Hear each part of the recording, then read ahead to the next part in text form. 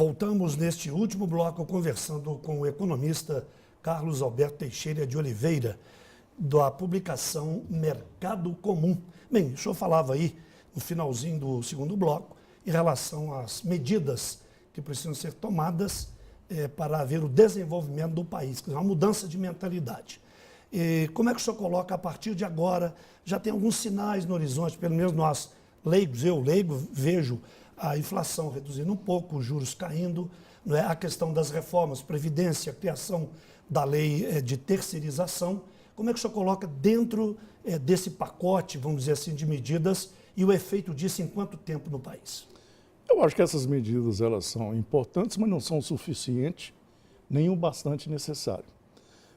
Tem que deixar bastante claro que essa busca há mais de 20, 25 anos, 30 anos, lá já superamos 3 décadas, essa busca incessante de combate à inflação ofuscou todo o debate nacional, toda a discussão em relação ao crescimento e ao desenvolvimento.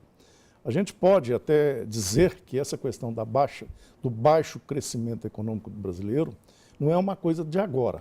Ela já vem, se nós imaginarmos aí, há mais de 30 anos. É um processo contínuo em que pouco tem sido feito para reverter essa situação. Eu entendo que são avanços, mas não são tão expressivos quanto significativos.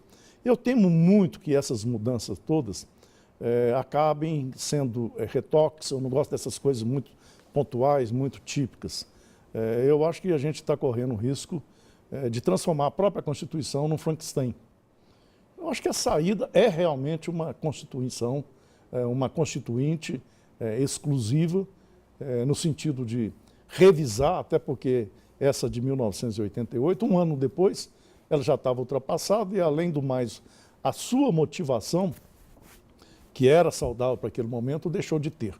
Basta dizer o seguinte, que nessa Constituição nós temos 76 vezes a repetição da palavra direito e temos apenas 4 vezes a palavra obrigação. Como governar, e quem fez essa pesquisa é o professor Zé Pastore, né? Como governar um país com 76 direitos e apenas 4 obrigações? Então, eu entendo que são importantes, mas eu, no meu ponto de vista, a grande reforma que precisa ser feita é a da Constituição. Enquanto isso não vem, o que o cidadão, a cidadã, o que nós podemos fazer, já que o mecanismo de poder é representativo no Congresso Nacional, que, por sua vez, num governo de coalizão, monta um ministério. E o presidente da República, em conjunto com os partidos políticos, nesta coalizão, coloca lá um ministro da Fazenda, ou seja, ele dita a política econômica. Qual a sua visão? O que nós podemos fazer? Esperar só? Não, eu vejo, inclusive, que essa equipe econômica do governo Michel Temer é uma das equipes mais preparada, uma das equipes mais ilustres dos últimos anos. É competente, mas só que ela não dispõe desse mecanismo maior, que eu diria, que é a capacidade de alterar o núcleo maior, que é a Constituição. Eu costumo dizer que um dos grandes problemas brasileiros também é a questão tributária. E acho que não cabe aqui, na questão tributária, mas nenhuma reforma. É uma revolução tributária que se precisa fazer. Você tem hoje praticamente 2/3 da arrecadação federal, da arrecadação total brasileira nas mãos do governo federal, ou seja, isso ainda é resquício da ditadura. Nós temos essa obsessão contra a inflação. Nós temos um sistema, inclusive, completamente equivocado, uma legislação complicada, uma legislação esdrúxula, eu diria ainda do arco da velha.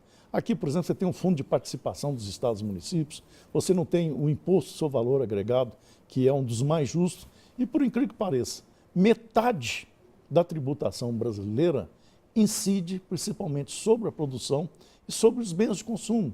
Isso é um grande equívoco. Nós somos completamente na contramão do mundo desenvolvido. Nos Estados Unidos, por exemplo, da América, lá você não tem um fundo de participação de estados e municípios, porque eles acabam virando refém da União. E era isso que os militares queriam, na verdade, e só que a democracia esqueceu de fazer essa alteração.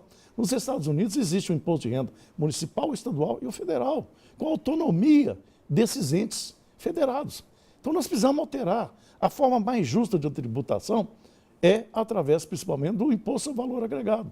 Aqui nós precisamos até criar o simples, de tão complicado é o restante. Basta dizer o seguinte, você tem 27 estados legislando sobre tributação, você tem 5.700 municípios com a sua própria legislação de ISS. Ou seja, nós precisamos fazer uma revolução tributária. Nós já atingimos aí a tributação direta, nós já ultrapassamos 1/3 do PIB brasileiro.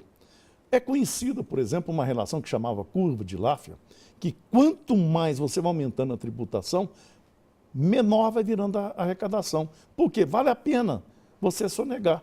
E muito provavelmente é isso que está acontecendo no Brasil. A economia informal cada vez crescendo e se expandindo mais. Vou te dar um outro número aqui que é assustador. Nós temos aproximadamente 90 milhões de trabalhadores brasileiros, apenas 1/3 deles oficializado. E ainda com um detalhe, nós temos 30 e poucos milhões de trabalhadores brasileiros formais e temos 3 milhões que ingressam a cada ano na justiça trabalhista. Ou seja, está errado. O Brasil é hoje campeão internacional em justiça trabalhista. É um campeão em cargos trabalhistas. É um campeão em complexidade tributária. O Brasil, o Banco Mundial acabou de divulgar um relatório chamado Doing Business. O Brasil é um dos piores lugares do mundo para se fazer negócio, para se constituir uma empresa. Então, voltamos. Nós temos que retomar o espírito de Dom João VI. Antes de abrir os nossos portos, nós temos que ver o que está acontecendo no resto do mundo. Nós não podemos nos transformar numa Albânia, numa Coreia do Norte. A economia brasileira ela não pode se considerar isolada e desconectada do resto do mundo. Essa é a minha visão. Em Minas Gerais, já no finalzinho do programa, não é, como é que fica nesse contexto? Nós somos sempre 10% da economia na média nacional. Numa palavra, como é que nós estamos? Olha, Minas, lamentavelmente, né, eu diria ainda bem que tem o Rio de Janeiro, ainda bem que tem o Rio Grande do Sul, mas a nossa situação aqui é tremendamente preocupante. Eu faço uma ressalva, que isso também não vem de agora, é um processo, né? Coube a mim, por exemplo, anunciar, isso 20 e tantos anos atrás, a posição quando Minas assumiu o segundo lugar no ranking nacional. Nós atingimos naquela época 11% do PIB nacional e superamos o Rio de Janeiro. De lá para cá, essa relação, por exemplo, provavelmente no ano passado, a nossa participação do PIB mineiro no PIB nacional deve ter sido inferior a 9%. Eu vejo que Minas vai ter que repensar profundamente o seu modelo. Não é que a gente vai seguir o mesmo padrão do que aconteceu no passado, com o sistema de desenvolvimento. O mundo mudou.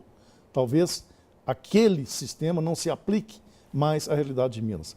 O que Minas precisa fazer é o seguinte, tem que procurar ser competitiva, ela tem que procurar ser, principalmente numa tributação que hoje é uma das mais elevadas do país, e ele tem que se inserir num contexto que ele possa sair na frente quando o desenvolvimento, quando o crescimento voltar a ser.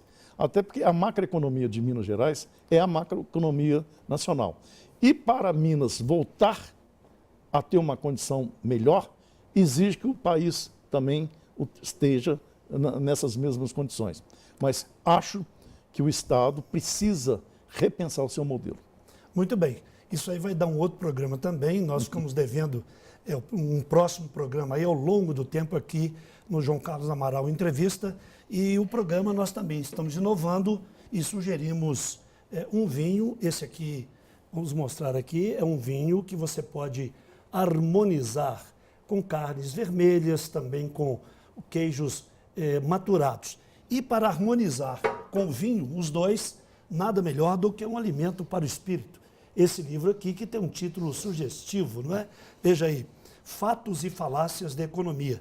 É de um professor da universidade lá do Vale do Silício. E isso traz para você informações importantes. Bem, A Casa Rio Verde é que nos enviou esse vinho como sugestão.